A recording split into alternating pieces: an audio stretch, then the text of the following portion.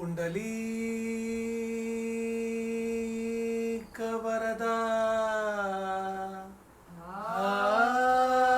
हरि विठ्ठला श्रीज्ञानदेव तुकाराम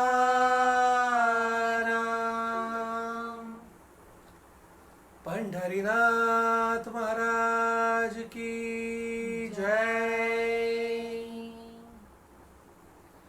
संत ज्ञानेश्वर महाराज की जय। जगत गुरु संत तुकाराम महाराज की जय। पूज्य श्री श्री अम्मा की जय। महान ब्रह्मश्री श्री गोपाल वल्लीदासर की जय। गोविंद नाम संकीर्तनम गोविंदा गोविंदा।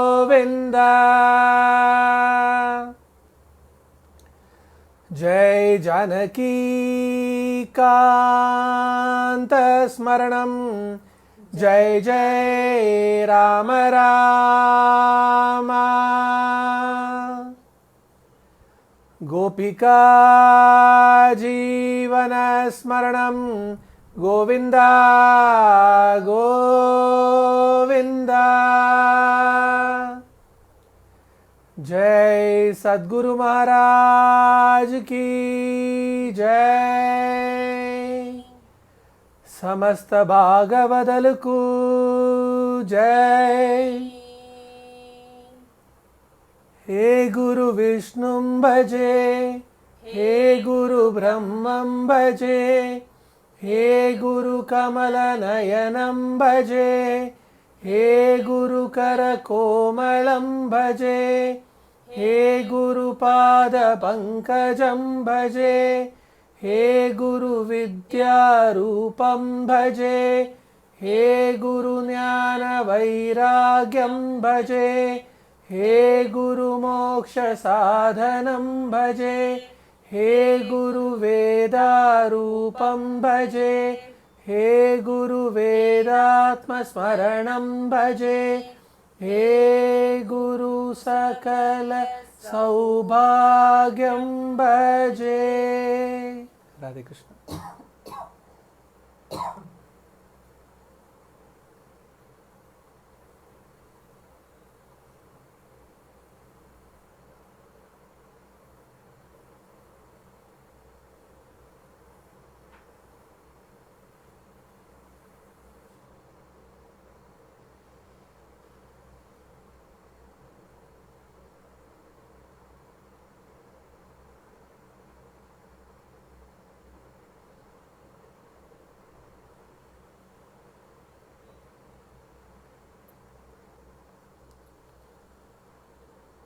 अनन्याश्च चिन्तयन्तो मां ये जना पर्युपासते तेषां नित्याभियुक्तानां योगक्षेमं वहामि अहम्। प्रभु भगवद गीता में कहते अनन्या अचिंतयन्तो माम, अनन्य चिंता है, सारे के सारे चिंता है। एक दो ऐसे नहीं कहते, सारे के सारे। ये जना पर्युपासते तेषां नित्या अभियुक्तानां योगक्षेमम वहामि हम। नित्य प्रभु कहते हैं कि तुम अपने अनन्य चिंताओं को, सारे के सारे चिंताओं को, सब कुछ मुझे अर्पित कर दो। सब कुछ मेरे लिए करो, जीवन मेरे लिए जगो।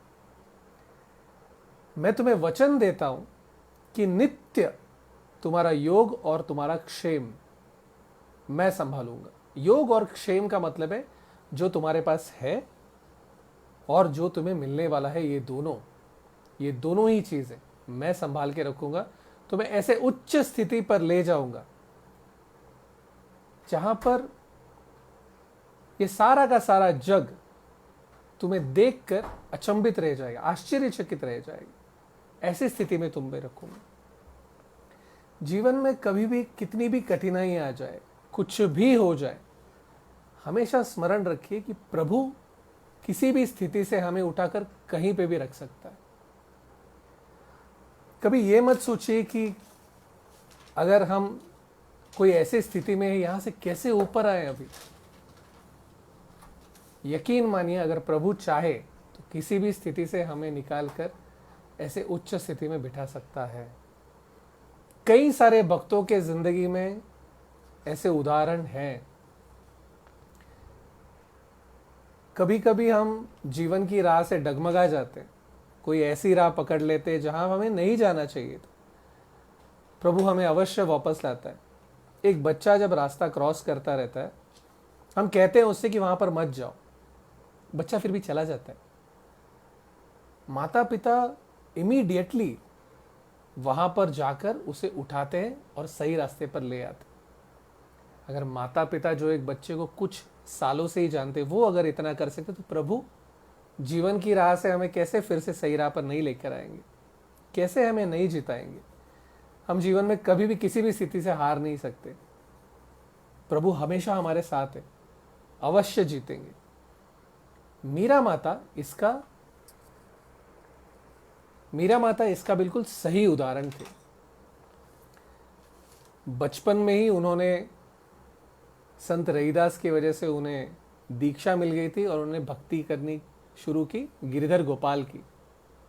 जीवन ऐसे ही व्यतीत होके गया, यौवन आया, शादी की बात चली, तब उन्होंने हाथ की अंगूठी को खाकर खुदकुशी करने की कोशिश की, अपना जीवन कृष्ण को अर्पित करने की कोशिश की। लेकिन कृष्ण ने अनुभूति देकर फिर से उन्हें जीवन दान दिया और उनसे कहा कि तुम मेरी प्रॉपर्टी हो, और एक प्रॉपर्टी का खुद का कुछ नहीं होता, जो कुछ भी होता है वो उसके स्वामी का होता है। और उनसे कहा कि तुम भोजराज से विवाह कर लो। भोजराज ने उन्हें पहले ही देख लिया था एक नंदवन में शादी से पहले, और उनके प्रेम में पड़ गए थे। लेकिन उनके लिए मीरा माता सिर्फ एक देवी समान थी, अपनी पत्नी के समान कभी भी नहीं थी। उन्होंने मीरा माता को वचन दिया कि संपूर्ण आयु उन्हें स्पर्श नहीं करेंगे और उन्हें एक देवी के समान ही देखेंगे। मीरा माता ये बड़ी प्रसन्न हो गई थी, और जब तक भोजराज जीवित थे तब तक भोजराज ने हमेशा मीरा माता की रक्षा की, एक सखा की तरह, एक भक्त की तरह। मीरा माता उनके लिए सिर्फ एक स्वामिनी थी, एक देवी थी। भोजराज के मृत्यु के बाद उनके भाई विक्रम सिंह और उनकी बहन उदा, इन दोनों ने मीरा माता को बहुत कष्ट दिए। अनेकों बार उनको मारने की कोशिश की, कभी जहर देकर, कभी सांप छोड़कर, बहुत कुछ प्रयत्न किया। लेकिन गिरिधर गोपाल जब किसी के साथ हो तो उनका कोई क्या बिगाड़ लेगा। मीरा माता को कुछ नहीं हुआ। एक युद्ध में भोजराज को बहुत घाव लगे और वो ठीक हो रहे थे। मीरा माता ने उनकी बहुत सेवा करके उन्हें ठीक कर दिया था। जब वो ठीक होने की प्रक्रिया में थे, उस समय एक दिन मीरा माता, रास पूर्णिमा थी, शरद पूर्णिमा के दिन, उस दिन रात्र में मीरा माता ध्यान में चली गई, कृष्ण के साथ रास करने लगी। कृष्ण गायब हो गए और विरह में मीरा माता यहां वहां दौड़ने लगी। अचानक वहां बिल्डिंग के उस महल के बालकनी तक पहुंच गई और बालकनी से कूदने ही वाली थी, और भोजराज को समझ में नहीं आया क्या करे, तो उन्होंने मीरा माता को आलिंगन में ले लिया और उन्हें बचाने के लिए। और उसके बाद मीरा माता को होश में लाया। मीरा माता ने उनसे कहा कि आपकी कोई गलती नहीं, क्योंकि आपने मुझे बचाने के लिए मुझे स्पर्श किया। लेकिन भोजराज ने जो वचन किया था, वो वचन से वो पीछे हट गए। ये उनके मन को खा रही थी और इसीलिए उन्होंने दवा लेना बंद कर दिया और उनकी मृत्यु हो गई। मृत्यु होते वक्त भी मीरा माता के गोद में उनका सर था। कीर्तन कर रहे थी मीरा माता और सामने थे गिरिधर गोपाल, और उन्हें मोक्ष मिल गई, गोलोक चले गए। विक्रम सिंह और उधा ने उसके बाद बहुत प्रयत्न किया मीरा माता को मारने की, लेकिन कभी सफल नहीं हुए। इसीलिए उन्होंने मीरा माता के महल में अपने सैनिकों को छोड़ दिया, अपने गुप्तचर को छोड़ दिया, जिन्होंने मीरा माता के सैनिकों और मीरा माता के सखियों को एक एक कर कर सबको मार दिया। अंत में मीरा माता की दाई माँ जो थी मितुला, उन्हें मार दिया। और जब वो उनकी मृत्यु हो रही थी तब उन्होंने भी मीरा माता की गोद में अपना सिर रखा, और उस समय पर भी मीरा माता ने कीर्तन किया और मितुला को उस समय गिरिधर गोपाल के दर्शन हुए और उन्हें भी गोलोक की प्राप्ति हुई, और गोलोक में वो भी एक दासी बनी। जो अष्ट सखी होती है उनकी दासियां होती है और उनकी दासियों की दासियां होती है। मितुला वो बनी और गोलोक में उन्हें कृष्ण और राधिका रानी के युगल तत्व के समक्ष उनकी सेवा करने का एक मौका मिला। आज भी मिथुला वहीं पर है। मीरा माता के सारे सखियों ने, खासकर उनकी 2 सखियां जो थी, उन्होंने मीरा माता से बहुत रिक्वेस्ट किया कि आप यहां से चलिए, यहां पर हम नहीं रहेंगे। तब मीरा माता ने कहा, जब तक कोई संत महात्मा मुझसे आकर नहीं कहते तब तक मैं यहां से नहीं जाऊंगी, ये मेरा स्त्री धर्म है। कई दिनों तक ये चलते रहा और एक दिन ऐसा हुआ कि मीरा माता रात्रि में गिरधर गोपाल के साथ एकांत में बातें कर रही थी। बातें करते करते जब उनका द्वार बंद था तो बाहर से विक्रम सिंह ने यह सुना और उन्हें लगा कि कोई पुरुष, कोई परपुरुष मीरा माता के साथ है, और उन्होंने दरवाजा तोड़ दिया और वो अंदर आए। देखा तो मीरा माता सिर्फ वहां पर गिरधर गोपाल के साथ थी। विक्रम सिंह ने जब यह देखा तो उन्होंने मीरा माता से पूछा कि यहां पर कोई परपुरुष था, वो कहां गया? मीरा माता ने कहा, यहां पे कोई परपुरुष नहीं था, यहां पे परम पुरुष है, मेरे गिरधर गोपाल, मेरे कृष्ण। इस सारे जग में जिस दिन हमें भक्ति की अनुभूति होगी, उस दिन यह समझ में आएगा कि पुरुष इस जग में सिर्फ एक है, कृष्ण, और बाकी सारे के सारे सिर्फ स्त्री है। आज हम जब कहते हैं कि हम पुरुष हैं, हम स्त्री हैं, ऐसा नहीं है। इस जग में सब के सब सिर्फ स्त्री है। एक ही पुरुष है, परम पुरुष, वो है कृष्ण। इसीलिए जब भक्ति करते तब प्रेम भाव की जब अनुभूति होती है, उस समय पर यह पता चलता है। एक समय ऐसा आया था जब शरद पूर्णिमा की रात में रास चल रहा था, और उस दिन शिव जी को यह लगा कि आज मैंने भी रास में भाग लेना है। उनसे रहा नहीं गया, क्योंकि वो तो सबसे बड़े कृष्ण के भक्त हैं। वो चले आए रास पूर्णिमा के दिन आंगन में, रास के आंगन में। वहां पर जब वो आए तब उन्हें यह पता चला कि अंदर जब तक राधिका रानी का परमिशन ना हो तब तक अंदर जा नहीं सकते। तो उन्होंने राधिका रानी से मन से प्रार्थना की कि मैं भी रास में भाग लेना चाहता हूं। तब राधिका रानी ने उन्हें स्त्रियों के कपड़े भेजे और कहा, यमुना में एक डुबकी लगा कर आओ और ये कपड़े पहन कर आओ। जैसे ही शिव जी ने यमुना में डुबकी लगाया तो वो वहां पर बन गए गोपिका, और बाहर आकर उन्होंने गोपियों के वस्त्र धारण किए। उसके बाद एक स्त्री बनकर वहां पर कृष्ण के साथ में उन्होंने रास किया। इसीलिए आज भी वृंदावन में जो शिव जी है उनका नाम है गोपेश्वर। ऐसा उन्हें नाम दिया गया क्योंकि वो स्त्री बन गए थे, गोपी बन गए थे। जब स्वयं शिव जी कृष्ण के साथ रास करते वक्त गोपी बने, तो आप और हम क्या है? सब स्त्री रूपी है। मीरा माता ने विक्रम सिंह से कहा कि यहां पर सिर्फ कृष्ण है, तो उसने कुछ नहीं सुना, और उन्होंने वो किया जो कभी भी गलती से भी नहीं करना चाहिए। उन्होंने मीरा माता पर हाथ उठाया, उन्होंने मीरा माता को खूब मारा, उनके बाल पकड़े। कभी भी एक स्त्री के बाल नहीं पकड़ने चाहिए, इससे बड़ा पाप इस जग में और कुछ भी नहीं है। मीरा माता के केश पकड़े उन्होंने, मीरा माता को बहुत मारा, और अंत में उसके बाद भी मीरा माता उनसे कहती रही कि आप मुझे कितना भी मारिए, लेकिन यही सत्य है कि यहां पे सिर्फ कृष्ण है। विक्रम सिंह ने एक नहीं सुना, उसने अपने मयान से तलवार निकाली और मीरा माता को शिरच्छेद करने के लिए उनके सर से वो तलवार घुमा दी। सारे सखियां डर गई और वहां पर सारे सखियां मूर्छित हो गई, लेकिन वहां पर उनकी तलवार मीरा माता के सर से ऐसे गुजरी जैसे कि हवा से गुजरती हो। मीरा माता को कुछ नहीं हुआ, स्पर्श तक नहीं हुआ। ये देखकर विक्रम सिंह डर गया और वो वहां से अचंभित होकर लौट गया। उसने ये सोचा कि मीरा माता अवश्य कुछ जादू टोना जानती है। उसके बाद सारे सखियों ने मीरा माता से कहा, मीरा आप चलिए यहां से। बाईसा कहते थे उन्हें। कहा, बाईसा आप चलिए यहां से, अब यहां पर रहने में कोई अर्थ नहीं है। फिर भी मीरा माता वहां से नहीं गई। उन्होंने कहा, जब तक कोई संत महात्मा मुझसे ना कहे तब तक यहां से मैं नहीं जाऊंगी। एक भक्त में जितना पेशेंस होता है उतना शायद भूमि देवी में भी नहीं हो सकता। इतना पेशेंस होता है। हमारे सारे भूल चूकों को वो इस तरह से ग्रहण करते हैं जैसे एक माँ अपने बच्चे के भूल को ग्रहण करेगी।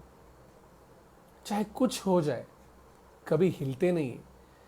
भक्तों का हृदय बहुत सौम्य होता है, बहुत ही सौम्य। चाहे कुछ हो जाए, माफ करते रहते हैं। उसी तरह से भक्तों का हृदय कठोर भी होता है, चाहे कुछ हो जाए अपने भक्ति से हिलते नहीं है। मीरा माता वहां से हिली नहीं और उस समय पर कृष्ण ने अपना खेल प्रारंभ किया, क्योंकि अंत में उसकी भक्त कठिनाई में थी, दुख में थी और ये उससे देखा नहीं गया। वहां पर अयोध्या से एक टोली आई, भक्तों की टोली, राम नाम का कीर्तन करते हुए। जैसे मीरा माता ने यह सुना तो उन्होंने उन्हें अंदर बुलाया और उन्हें भोजन दिया, सारे सत्कार किए। उनसे पूछे कि आप कहाँ से आ रहे हो, आप किसके शिष्य हो? कहे हम अयोध्या से आ रहे और हम तुलसीदास जी के शिष्य हैं। तुलसीदास जी और मीरा माता एक ही समय में थे। तो मीरा माता ने फिर पता नहीं क्या उनके मन में आया, उन्होंने एक भजन लिखकर तुलसीदास जी को भेजा, जिसमें भजन के मूल्य से उन्होंने ये लिखा था कि मेरे भक्ति के आड़ मेरे खुद के ही रिलेटिव्स आ रहे, मेरे अपने ही मेरे भक्ति के आड़े आ रहे, मैं क्या करूं? तुलसीदास जी ने जब उसके भजन को, मीरा माता के भजन को पढ़ा तो वो समझ गए कि ये बहुत ही श्रेष्ठ भक्त है, ये कोई गोपी है। उनके एक एक शब्द में भक्ति का रस टपक रहा था। तुलसीदास जी ने उत्तर में एक दूसरा भजन लिखकर भेजा, जिसमें यह लिखा था कि हम हमारे नेत्रों में काजल लगाना बहुत पसंद करते हैं, हमारे रूप को सौंदर्य देता है, लेकिन वही अगर काजल हमारे नेत्रों को जलन दे तो उस काजल का उपयोग नहीं करना चाहिए। उसी तरह से अगर कोई रिलेटिव्स, हमारे अपने, जब तक हमारे भक्ति के लिए वो हमारे साथ है तब तक उनके साथ सुखपूर्वक रहना चाहिए, लेकिन जिस दिन वो हमारे भक्ति के आड़ आए ऐसे रिलेटिव्स का त्याग कर देना चाहिए। भक्ति के आड़े अगर कोई भी आए तो उनका मन से त्याग करना चाहिए। पहले तो उन्हें बदलना चाहिए, बदलने की कोशिश करनी चाहिए। अगर नहीं तो मन से उनका त्याग करना चाहिए, उनका त्याग नहीं करना चाहिए। मीरा माता अलग थी, उनकी और हमारी बराबरी कभी नहीं होगी। कई बार हम लोग जब भक्ति करते हैं तो हमारे घर वालों को ये लगता है कि ये क्या कर रहे हैं, ये सब क्या कर, क्योंकि आज कलयुग में यही है। अगर आप भक्ति करोगे तो आप पर लोग हंसेंगे और कहेंगे ये उम्र नहीं है तुम्हारी ये सब करने की, इस सब में कुछ नहीं रखा है। क्योंकि आज भक्ति करने का मतलब ये होता है कि सब कुछ छोड़कर चले जाओ, ऐसा नहीं है। भक्ति तो यहां पर रहकर अनुभूति करने की विषय है। कृष्ण स्वयं कहते हैं भगवत गीता में कि कर्मयोगी मेरे लिए सन्यासी से भी श्रेष्ठ है। जो कर्म करते हुए अपने परिवार के साथ रहते हुए भक्ति करे वो श्रेष्ठ है। भक्ति मन का संबंध रखता है, शरीर का संबंध नहीं रखता। कृष्ण आपके मन में है, मन में जितना चाहे उतना जाप कीजिए, आपके सामने वाले पर वो असर होगा। उनसे झगड़ कर कुछ नहीं होगा और झगड़ा करना भी नहीं चाहिए, क्योंकि एक भक्त कभी झगड़ा ही नहीं करते। एक भक्त को झगड़ा करना आता ही नहीं। मन में कृष्ण का आनंद लीजिए, कृष्ण के जाप का आनंद लीजिए, कृष्ण के ध्यान का आनंद लीजिए मन में। मीरा माता को जिस क्षण वो चिट्ठी मिली उसी क्षण उन्होंने ये निर्णय कर लिया कि अब यहां पर उनके लिए कुछ नहीं रखा है, और उन्होंने सबको आदर पूर्वक ये कहा कि अब वो यहां पर नहीं रह सकती और वो अपने मायके मेवाड़ जा रही। सबको मिलने के बाद वो आखिर में गई राणा भोजराज के कक्ष में।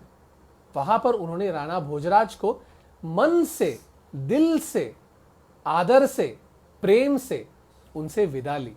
वहां पर उनकी एक बहुत बड़ी तस्वीर थी, उसको मनपूर्वक उन्होंने साष्टांग दंडवत किया और उनसे विदा लिया। क्योंकि यहां पर जब तक भोजराज थे तब तक मीरा माता और उनकी भक्ति के आड़ कोई नहीं आया था। अपने जीवन में अगर मीरा माता के ऊपर किसी का बहुत बड़ा ऋण है, एक भक्त के ऊपर ऋण करना बहुत कठिन है। एक भक्त को ऋण देकर ही आदत है हमेशा से, लेकिन अगर एक भक्त को कोई ऋणी बना ले तो उससे बड़ी बात और कुछ हो ही नहीं सकती। और मीरा माता के जीवन में राणा भोजराज से और किसी का भी ऋण नहीं था।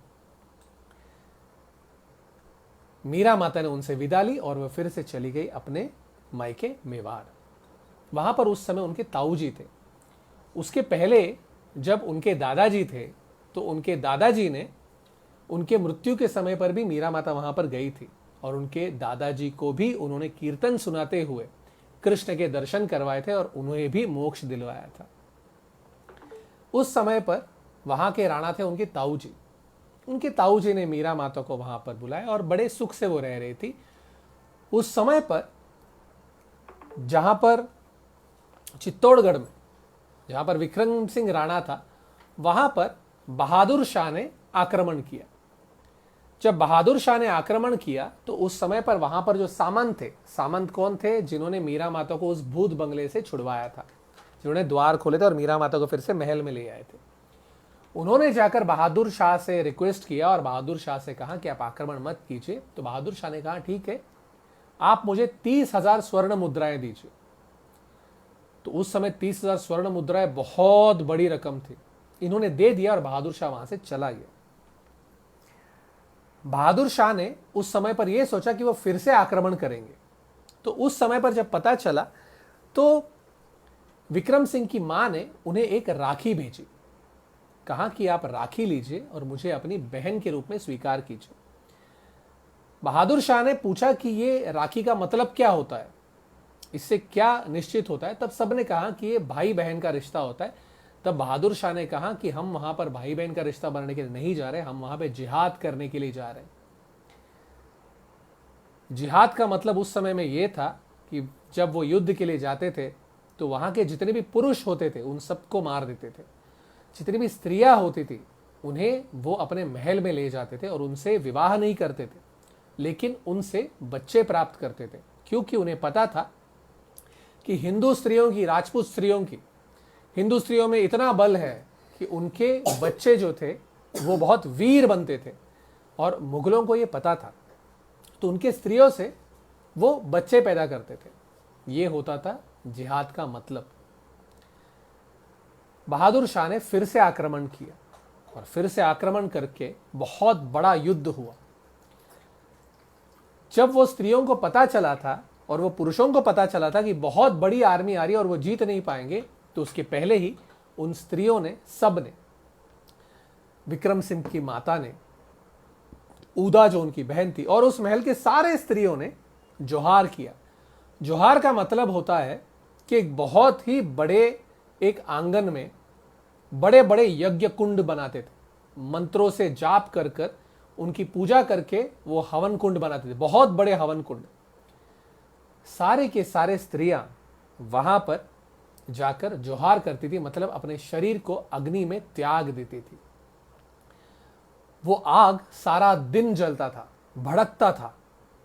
एक पूरा संपूर्ण दिन जलने के बाद अगले दिन वो जब शांत होता था तो वहां पर इन स्त्रियों की जो एशेस होते थे, वो एशेस लेकर सारे के सारे पुरुष अपने माथे पर लगाते थे तिलक करके, अपने मुंह में तुलसी का एक पत्ता रखते थे और फिर युद्ध के लिए जाते थे। ये था हमारा रिवाज। और फिर वो युद्ध में जाते थे।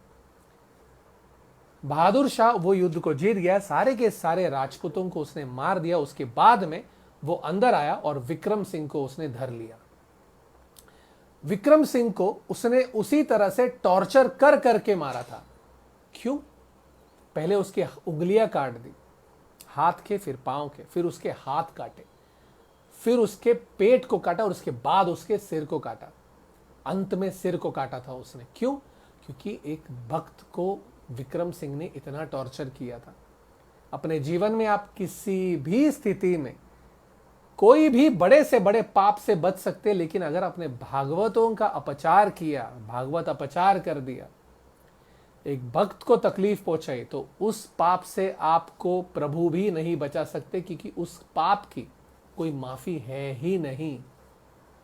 अनंत काल तक, अनंत युगों तक वैतरणी में आपको डूबना पड़ता है। वैतरणी एक ऐसी नदी है नरक में जो सिर्फ पस, ब्लड, बाल और सारे के सारे ऐसे जितने भी असंख्य गंदी गंदी चीजें उससे भरा हुआ एक बहुत बड़ा सागर है। उसमें आपको स्कॉर्पियन मिलेंगे, सांप मिलेंगे, बड़े बड़े मछलियां मिलेंगी जो खूंखार होती है, मगरमच्छ मिलेंगे, हर चीज, हर तरह के, वो भी यहां जो देखते हैं आप पृथ्वी पर, उससे कई गुना, 100 गुना, हजारों गुना बड़े, हजारों गुना खूंखार। वहां पर कोटि कोटि युगों तक वहीं पर तैरना पड़ता है। भागवत अपचार का कोई माफी नहीं है। विक्रम सिंह को अपने किए की सजा मिल गई। उसके बाद वहां पर बहादुर शाह ढूंढते फिरा विक्रम सिंह के छोटे भाई को, जो मात्र 5 साल का था। उसका नाम था उदय सिंह। उदय सिंह को ढूंढते ढूंढते फिर रहा था, क्योंकि कोई भी उत्तराधिकारी नहीं छोड़ते थे, क्योंकि उनको पता था कि राजपूतों में अगर कोई उत्तराधिकारी छोड़ दिया तो वो जरूर बड़ा होकर बदला अवश्य लेगा। इसीलिए वो उदय सिंह को ढूंढते हुए फिर रहा था। उदय सिंह की एक दाईमा थी जिनका नाम था पन्ना। ये कथा हमने स्कूल में पढ़ी थी, लेकिन इस कथा को किसी ने ज्यादा इंपॉर्टेंस नहीं दिया हुआ है। ये कथा इतनी बड़ी है कि ये होता है त्याग। इससे बड़ा त्याग और क्या हो सकता है? बचपन में हमने पढ़ा था, तब ये हमारे माथे में ये त्याग, इतना बड़ा त्याग हो सकता है, ये घुसी नहीं। पन्ना को पता चल गया कि बहादुर शाह आ रहा है उदय सिंह को मारने के लिए। वो थी दाई माँ, और उसे पता था कि उदय सिंह उस परिवार के लिए अब कितना बड़ा व्यक्ति था, क्योंकि वो ही था उत्तराधिकारी। बाकी सब तो मर चुके थे, सबको मृत्यु के घाट उतार दिया था बहादुर शाह ने। पन्ना दौड़ते दौड़ते आई, उसने उदय सिंह को एक छोटे से एक चादर में बांध दिया। चादर में बांधकर उसने वहां पर एक बहुत बड़ा बाजार था, उस बाजार में उसने एक दासी को पकड़ा और उससे कहा कि जब तक मैं ना आऊं तब तक उदय सिंह को तुम अपने पास ही रखना, और उस दासी को भेज दिया। वो दासी चली गई उदय सिंह को लेकर अपने घर। किसी को कानो कान खबर नहीं हुई। रात्र का समय था, सारे के सारे बत्तियां बुझा दी थी, क्योंकि बहादुर शाह आ गए थे। सबको पता था राजपूत हार गए हैं। सारे महल की बत्तियां बुझा दी थी, अंधेरा था। उदय सिंह को भेज दिया, लेकिन उसको पता था पन्ना को कि बहादुर शाह जरूर इनसे पूछेगा कि उदय सिंह कहाँ है। पन्ना का एक बच्चा था जो 5-6 साल का ही था। उसने अपने बच्चे को एक चादर में बहुत सुंदर सुंदर कपड़े पहनाए, उदय सिंह के कपड़े पहनाए। राजा था वो। हार पहनाए, हाथ में कंगन पहनाए, अंगूठियां पहनाई, उसके बालों में सुगंधित तेल लगाया, और उन्हें एक बहुत ही सुंदर बेड पर, जो उदय सिंह का बेड था, वहां पर लेटा दिया, सुला दिया बच्चे को। उसके ऊपर उदय सिंह जो चादर लेते थे वो चादर लगा दिया, बत्तियां सारे बुझा दी, और कोने में बैठ गए। हाथ में उन्होंने एक बहुत बड़ा कपड़ा रख लिया। बहादुर शाह वहां पर आया, हाथ में तलवार लेते हुए, खून से लथपथ। आकर उसने पन्ना को पूछा कि उदय सिंह कहाँ है। बहुत ही क्रोध में पूछा। पन्ना ने सिर्फ उंगली से दिखा दिया, उदय सिंह वहां है, बिस्तर पर लेटे हुए। बहादुर शाह उस बच्चे की ओर बढ़ा, और जैसे ही बहादुर शाह उस बच्चे की ओर बढ़ा, पन्ना ने अपने मुंह में उस कपड़े को अंदर दूर तक घुसा दिया। क्यों? क्योंकि इस बच्चे को मारते हुए अगर उसके रोने की सिसकियां निकली तो बहादुर शाह को शक होगा, और वो फिर उदय सिंह को मारने के लिए जाएगा। इसीलिए उसने मुंह में कपड़ा भर दिया। बहादुर शाह ने अपनी तलवार निकाली, और एक क्षण में उसने उस बच्चे के, 5 साल के पन्ना के बच्चे के सर को धड़ से अलग कर दिया अपनी मां के सामने। एक मां पर क्या बीती होगी, क्या आप अंदाज भी लगा सकते हैं, विचार तक कर सकते हैं? सारे के सारे बिस्तर पर खून से लथपथ, शरीर अलग और उसका सिर अलग। पन्ना ने मुंह से एक शब्द नहीं निकाला, सिर्फ उदय सिंह के लिए। कितना बड़ा त्याग! बहादुर शाह वहां से चला गया, तब भी पन्ना रोई नहीं, क्योंकि अगर वो रोना शुरू कर दी तो फूट फूट कर रो देती, आवाज सुन लेते तो। चुपचाप से पन्ना वहां पर आई और उस चादर में अपने बच्चे के शरीर को लपेट लिया, वहां से ले गई। तब भी रोई नहीं। वो सीधे गई मार्केट में, उस बाजार में, और उस दासी के पास, और वहां से उसने उदय सिंह को ले लिया, और उस दासी से कहा, इसे थोड़ी देर संभाल कर रखना, मैं लौट कर आती हूं। फिर वो गई, एक कोने में गई जहां कोई नहीं था। वहां उसने अपने बच्चे का अंतिम संस्कार किया।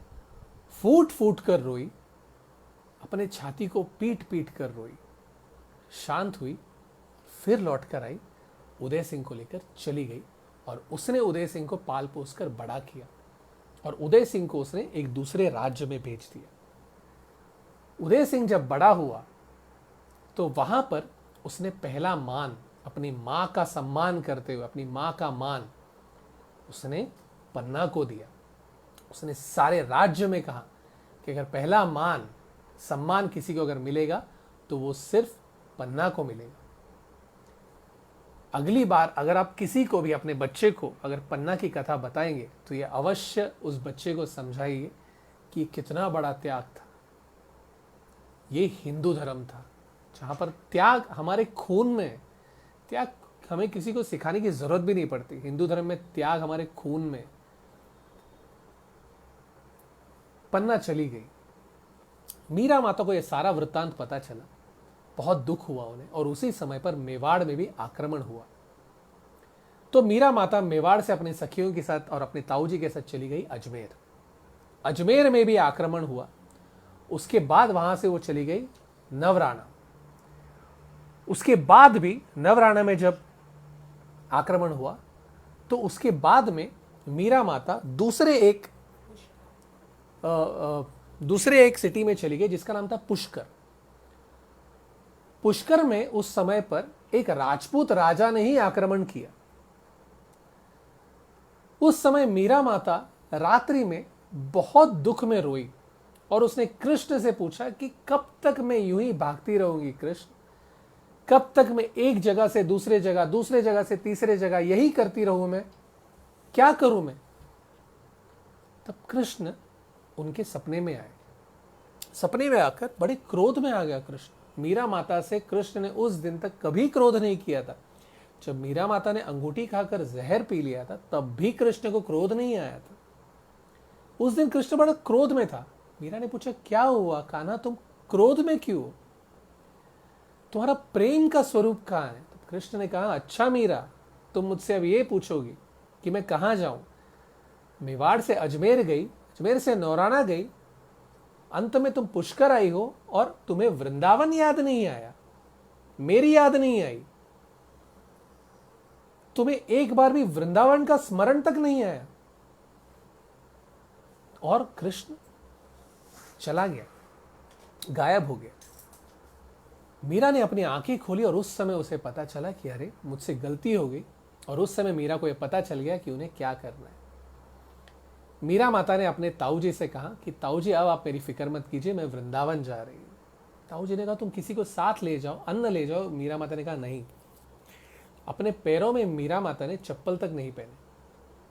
कहा मैं वृंदावन जा रही हूं, चप्पल का क्या काम।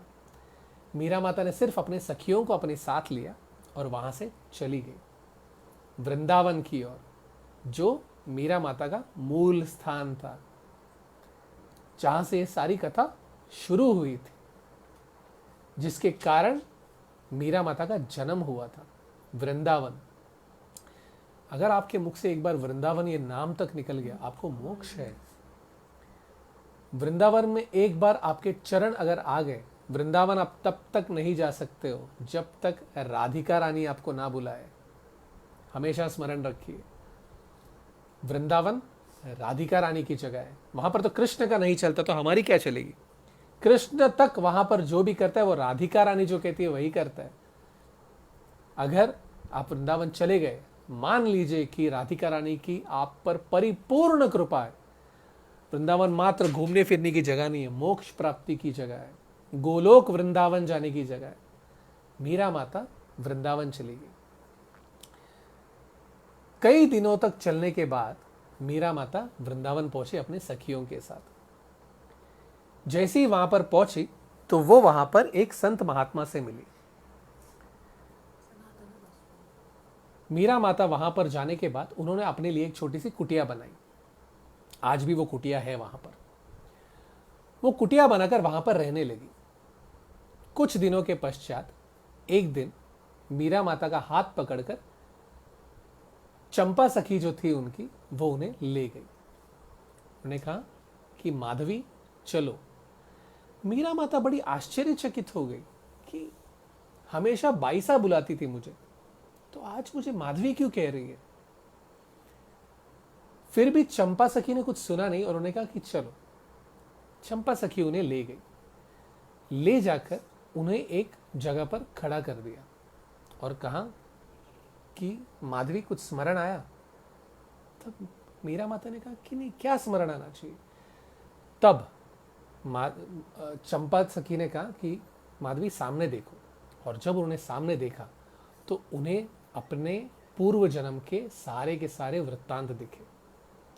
किस तरह से वो अपने मायके में थे, किस तरह से उनकी माँ ने उनसे कहा कि वहाँ पर तुम्हें वृंदावन जा रही हो तुम शादी करके, लेकिन वहाँ पर कृष्ण करके तुम्हें एक मिलेगा, गलती से भी अपनी मुंह दिखाई मत करना। अगर तुमने उसको अपना चेहरा दिखा दिया और तुम अगर उसके चेहरे को देख लोगी तो तुम उसके प्रेम में पड़ जाओगी, इसलिए अंत तक उसे अपना मुंह मत दिखाना। जब वो वृंदावन आई तो कृष्ण उनके सामने आया और सामने आने के बाद उसने कहा कि मुंह दिखाओ, लेकिन उसने अपना चेहरा नहीं दिखाया। तब कृष्ण ने उनसे ये कहा कि ठीक है, अब तुम मुझे अपना मुंह नहीं दिखा रही हो, इस जन्म में आखिर तक मैं तुम्हें अपना मुख नहीं दिखाऊंगा और मैं तुम्हारा मुख को देखूंगा नहीं। ये कहकर कृष्ण चला गया और अंत में किस तरह से उसे कृष्ण के बारे में पता चला, कृष्ण को देखने के लिए वो दौड़ी दौड़ी आई, लेकिन तब तक कृष्ण द्वारका जा चुका था। अंत तक वो कृष्ण को देख नहीं पाई थी। कई वर्षों बाद में सारे के सारे गोपियां, तकरीबन कृष्ण के 90 साल की उम्र में सारे के सारे गोपियां द्वारका की तरफ भी गए थे। उस समय माधवी भी गई थी, लेकिन तब भी कृष्ण के दर्शन नहीं हुए थे उन्हें। रुक्मिणी देवी से तक मिले थे। उस समय एक वृत्तांत ऐसा है कि राधिका रानी अपने सखियों के साथ बैठी थी, तब रुक्मिणी देवी वहां पर आती है और वो राधिका रानी से कहती है कि मैं आप तो राधिका रानी रुक्मिणी के चरण स्पर्श करने थे, लेकिन रुक्मिणी कहती है कि आप मेरे चरण मत स्पर्श कीजिए, मैंने आपके चरण स्पर्श करना चाहिए। और उन्हें दूध देती है तो राधिका रानी कहती है कि नहीं, मुझे दूध नहीं चाहिए, मुझे कुछ भी खाना पीना नहीं है, क्योंकि वो कृष्ण के विरह में होती है। उस समय राधिका रानी के रुक्मिणी देवी कहती है कि ये कृष्ण का प्रसाद है। तब राधिका रानी वो गरम गरम दूध लेकर ऐसे ही पी जाती, देखती भी नहीं है कि कितना गरम है। जब रुक्मिणी देवी और सारे अष्टपट्ट रानियां होती हैं 8, वो सारे के सारे जब फिर से कृष्ण को मिलने आते हैं तो वो देखते हैं कि कृष्ण के चरण वहां पर बॉइल्स आए होते हैं, जल गए होते हैं। तो वो कहते हैं कि ये कैसे हुआ। तब कृष्ण कहता है कि मैं राधिका के मन में बसता हूं और मेरे मन में, राधिका के मन में मेरे चरण बसते हैं। जब उसने गरम गरम दूध पी लिया तो उसके मन में भी वो उतर गया, इसीलिए मेरे चरण भी जल गए। ये था राधिका रानी का प्रेम, प्रेम स्वरूपिणी। सारा का सारा वृत्तांत जब माधवी देखती है तो उसे वहां पर फिर रास भी दिखता है, रास मंडल दिखता है। रास मंडल में सारे गोपियां दिखती है, सारे गोपियों के बीच में स्वयं कृष्ण दिखते हैं और राधिका रानी दिखती है। कृष्ण अपने एक पैर को दूसरे पैर के सामने त्रिभंगी रूप में खड़ा होता है। त्रिभंगी रूप में यानी 3 जगह से जहां पर कृष्ण के शरीर में एक वलन आया होगा, एक बेंड आया होगा, उसे कहते हैं त्रिभंगी रूप। जहां पर पैर बेंड है, कमर बेंड है और सर बेंड है उसका, वो होता है त्रिभंगी रूप। उसने होठों पर बांसुरी रखी हुई है। पीतांबर यानी पीले रंग का उसने एक वस्त्र धारण किया हुआ है। गले में वनमाली धारण किया हुआ है। वनमाला यानी बहुत ही सुंदर सुंदर पुष्प, विविध तरह के सुंदर सुंदर पुष्पों का एक माला, वो माला धारण किया हुआ है। कमर पर कमरबंद लगाया हुआ है। पैर में उसने सोने के कंगन पहने हुए, पैरों में अंगूठी भी है। हर एक पैर के नाखून जो चंद्र और सूर्य की तरह चमक रहे होते हैं। आंखें बंद है, पूरी तरह से भी नहीं। होठों पर बांसुरी रखी हुई है और सर पर मुकुट है, और उसके सर पर जो मुकुट है उसके ऊपर एक पीकॉक का फेदर जो हवा में झूल रहा है। ये देखकर और राधिका रानी उसके कंधों पर अपने दोनों हाथ रखकर अपना सर भी रखी हुई है और उसके मुरली के गान में मग्न होकर, धुन होकर सुन रही है। ये दृश्य जब माधवी देखती है तो उसके मन में कृष्ण के स्पर्श का, कृष्ण के आलिंगन के एक एहसास आता है और कृष्ण अपने नेत्रों को खोलकर, राधिका रानी भी अपने नेत्रों को खोलती है और माधवी को पुकारती है। माधवी जाती है और वहां पर वो कृष्ण के साथ में रास करती है। थोड़े समय के बाद वहां पर माधवी को होश आता है और वो जब पास देखती है तब चंपा सखी वहां पर होती है और वो कहती है कि अब मेरे विदा लेने का समय आ गया है। और चंपा चंपकलता बनकर अष्ट सखियों में चली जाती है। माधवी वहीं पर एक पेड़ के नीचे बैठी होती है और सारे दूसरे सखी आती है और कहती है कि चंपा सखी कहां पर है। तब माधवी देवी यानी मीरा माता कहती है कि उसे चंपा सखी मत बुलाओ, आज से उसे चंपा देवी बुलाना। किसी को कुछ समझ में नहीं आता, लेकिन मीरा माता ने कह दिया तो सारे सखियां मान लेती है। कई वर्षों तक मीरा माता ऐसे ही वृंदावन में रहती है। वृंदावन में रहते रहते एक समय ऐसा आता है जब वहां पर श्री चैतन्य महाप्रभु के शिष्य रूप गोस्वामी और सनातन गोस्वामी वृंदावन में रहते, ये उन्हें पता चलता है। श्री कृष्ण चैतन्य महाप्रभु, एक बार ऐसा होता है कि कृष्ण राधिका के साथ बैठे रहते हैं और कृष्ण राधिका रानी से पूछते कि हे राधे, तुम मुझसे इतना प्रेम क्यों करती हो? राधिका कहती कि मैं खुद कभी समझ नहीं पाई कृष्ण, तो मैं तुम्हें कैसे बताऊं। तब कृष्ण कहते हैं कि तुम्हारे प्रेम को इस जगत में सबको समझाना है, इसीलिए तुम्हारा प्रेम लेकर मैं इस धरती पर अवतार लूंगा। सो वो अवतार थे गौरांग श्री कृष्ण चैतन्य महाप्रभु। हरे कृष्ण कृष्ण कृष्ण हरे हरे, हरे राम राम राम हरे हरे, ये महामंत्र का जिन्होंने पहली बार इस जगत में प्रचार किया था वो थे श्री कृष्ण चैतन्य महाप्रभु। उड़ीसा में उनका जन्म हुआ था। आज इस्कॉन जहां पर है मायापुर, उसका सबसे बड़ा सेंटर जो है वो मायापुर में है। श्री कृष्ण चैतन्य महाप्रभु ही सबसे आदि है इस सारे के सारे इस्कॉन के जो रिजीम है उसमें। तब कृष्ण ने वो अवतार लिया था राधिका के सारे प्रेम को लेकर। उनके शिष्य थे रूप गोस्वामी और सनातन गोस्वामी। वो उस समय वृंदावन में रहते थे। आज वृंदावन में जितने भी कुंड हम देखते हैं, राधिका कुंड हो गया, कृष्ण कुंड हो गया, श्याम कुंड हो गया, जितने भी कुंड आप देखते हैं, ये सब रूप गोस्वामी और सनातन गोस्वामी अपने ध्यान में देख देख कर ये सारे कुंडों को उन्होंने ढूंढ निकाला है। आज उन्हीं की वजह से हम इन सारे कुंडों को देख पाते, उनके दर्शन ले पाते। मीरा माता रूप गोस्वामी से मिलने चली गई। रूप गोस्वामी और सनातन गोस्वामी उस समय पर अपनी कुटिया में बैठे थे। मीरा माता ने जब उनके शिष्यों से कहा कि मुझे उनसे मिलना है, तब उन्होंने कहा कि हमारे गुरु स्त्रियों से नहीं मिलते। जैसे ही मीरा माता ने यह सुना तो वो हंस पड़ी। हंसकर कह दिया, अरे वृंदावन में यह नया पुरुष कौन आया है? यहां पर तो सारे स्त्री हैं और एक ही पुरुष है, परम पुरुष, वो तो है कृष्ण। तो नया पुरुष कौन आ गया यहाँ पे? मुझे उनसे नहीं मिलना। ये कहकर मीरा माता वहां से चली गई। जैसे ही सनातन गोस्वामी ने यह सुना तो वो दौड़े दौड़े आए और उसके बाद में मीरा माता के पीछे पीछे दौड़ते गए और उन्होंने मीरा माता को रोककर उनको साष्टांग दंडवत किया, उनके चरण स्पर्श किए। जब वो उठे तो मीरा माता ने भी उनके चरण स्पर्श किए। उसके बाद कई समय तक दोनों रुककर वहां पर बातें करते रहे। उसके बाद में मीरा माता ने सनातन गोस्वामी की विदा ले ली। जब इनके शिष्यों ने पूछा कि प्रभु आप तो स्त्रियों से मिलते नहीं, तो आप स्त्रियों से कैसे मिलने गए? मीरा माता तो एक स्त्री है। तब उन्होंने कहा कि मीरा माता स्त्रियों से मिलना जरूर गलत है, लेकिन मीरा माता एक स्त्री नहीं, वो तो एक गोपी है और गोपी से मिलना वो तो सौभाग्य की बात है। और मीरा माता एक गोपी है, इसीलिए उनसे मिलने गए। मीरा माता 25 सालों तक वृंदावन में रही थी। उस समय पर उन्होंने कई सारे ऐसे विविध तरह के भजन कीर्तन लिखे जो आज भी प्रज्वलित है।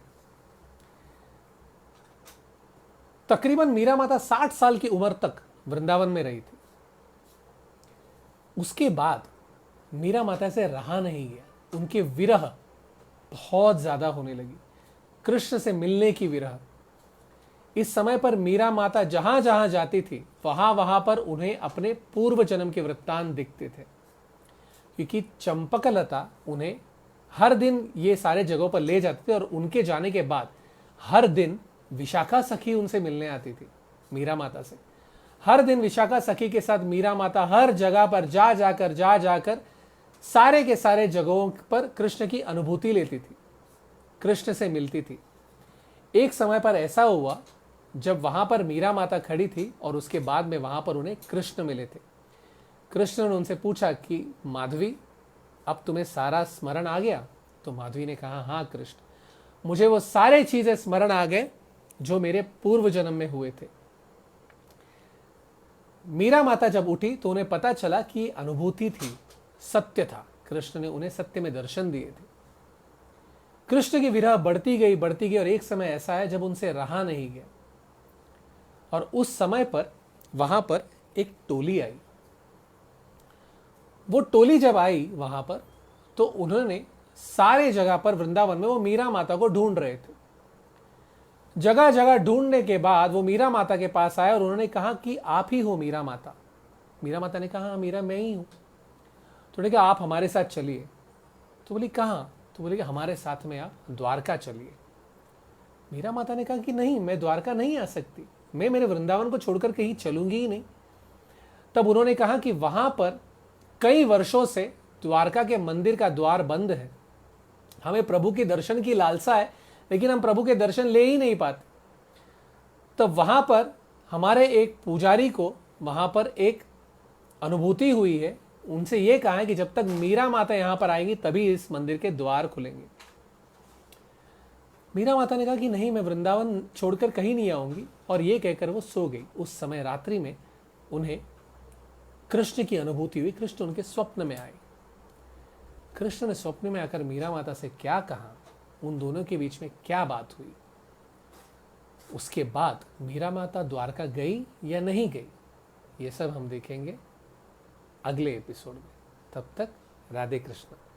खूब भक्ति कीजिए, खूब जाप कीजिए, किसी भी चीज की चिंता मत कीजिए। कृष्ण हमेशा आपके साथ है, उसका जाप हमेशा आपके साथ है। ऐसी कोई भी स्थिति आएगी आपके जीवन में, हिलिए मत। सत्य में कृष्ण आपको हर चीज से बाहर निकालेगा। आपका जीवन मंगलमय ही होगा, सुख में ही गुजरेगा। भक्ति करने के लिए ही हमारा जन्म हुआ है, और जब आप भक्ति करेंगे तो कृष्ण की अनुभूति होगी।